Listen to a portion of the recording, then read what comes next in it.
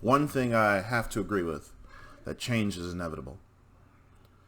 And as time goes on, as far as our films, anime, TV shows, it seems that these companies that make these shows, movies, anime, are starting to believe that taking the route of these social justice warriors, or the idea of woke entertainment, can make them money.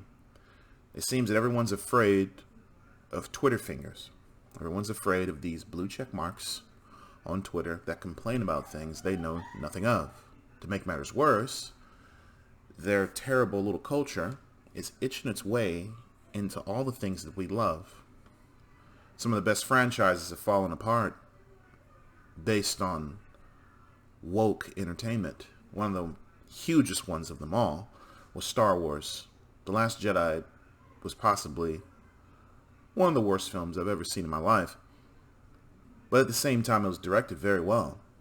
But it seems that the underlying issues in the film were out in the open. There's no way to overlook this. The story was a mess, and it ended up being the most divisive film in Star Wars history. Now, why am I talking about this? Well, the film industry seems to be changing. Like I said before, it is inevitable.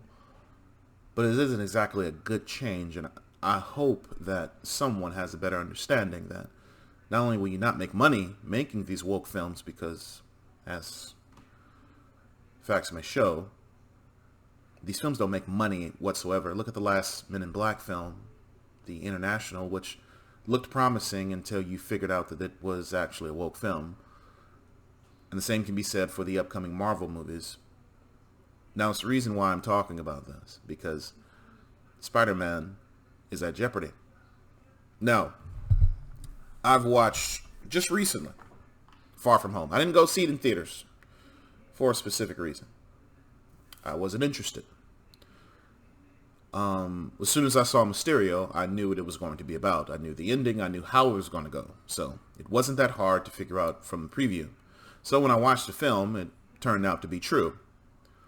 Upon analysis, I realized why Sony wanted to pull Spider-Man from the MCU. Now, there's some people that feel that Far From Home is actually a great film, and I'm not knocking you for saying so. I'm just going to throw my 2 cents in and why I believe that Sony will deliver a better product than MCU, because the MCU is riding a coattail of other characters. Spider-Man is the main culprit. For some odd reason, Spider-Man just cannot have a standalone film. His standalone film has to include someone else. They're afraid to let him be on his own.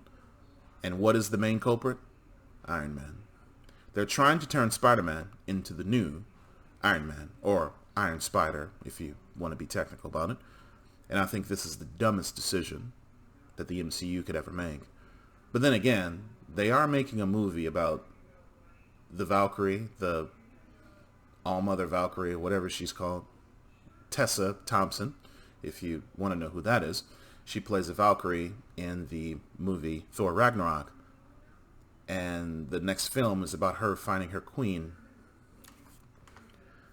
Yeah. Because she's a king and she needs to find a queen. Yeah, this is where the movies are going. Yes, I'm just as concerned as you are. But at the same time, I'm interested in this dumpster fire. I want to see how it burns. Especially the MCU. It's actually past the point of destruction. It's past due. So I'm interested in how it's going to burn.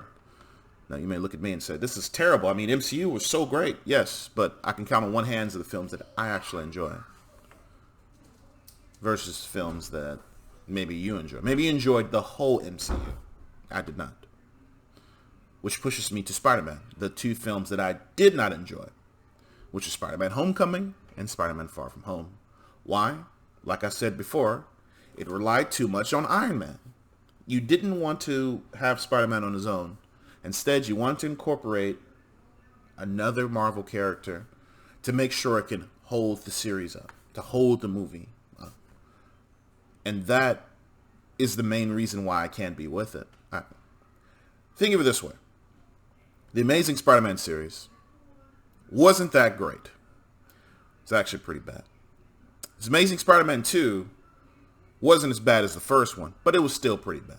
Now, I did enjoy Andrew Garfield, but one thing is for sure, he's too cool for Peter Parker. Let's be honest here. Just doesn't. But as far as the suit went, the animation, how he fought, the jokes, it was masterful. It seems that the Marvel formula has deep-seated itself into the Spider-Man films, thus making it generic. Then to make matters worse, they just can't have a standalone film without another hero coming into it, besides Ant-Man, surprisingly. Ant-Man was the only film where they did not include another Marvel character into to cement the series. And it looks that people did not like Ant-Man for that reason. It seems, I guess people enjoy the idea of having extra characters in their Marvel films, but I can't stand it. I would like to see it standalone. And don't get me started about Black Panther. I can't stand the film. If you understand who Black Panther is as a character, it's hard to enjoy this movie. But I'll talk about that at a later time. For now, let's talk about Spider-Man. Now, I'm interested in what Sony's capable of doing because I actually enjoyed Venom. There's some people that say Venom was terrible, but for some odd reason, I actually enjoyed the movie. It was kind of weird. I actually was like, wow, that was actually pretty good. So I want to see what Sony's capable of doing with a Spider-Man character as well as having Venom. But unfortunately, that's not going to happen because, well, he's staying in the MCU where he's going to become the new Iron Man. And how boring is that going to be? And some people are maybe hyped about it, but I'm looking at it like trash. I hate this version of Spider-Man, which is the ultimate version, which is basically sucking off Iron Man. I cannot stand this. I liked him as a character that works on his own. Watching Into the Spider-Verse, did you notice the older Peter Parker towards Miles Morales?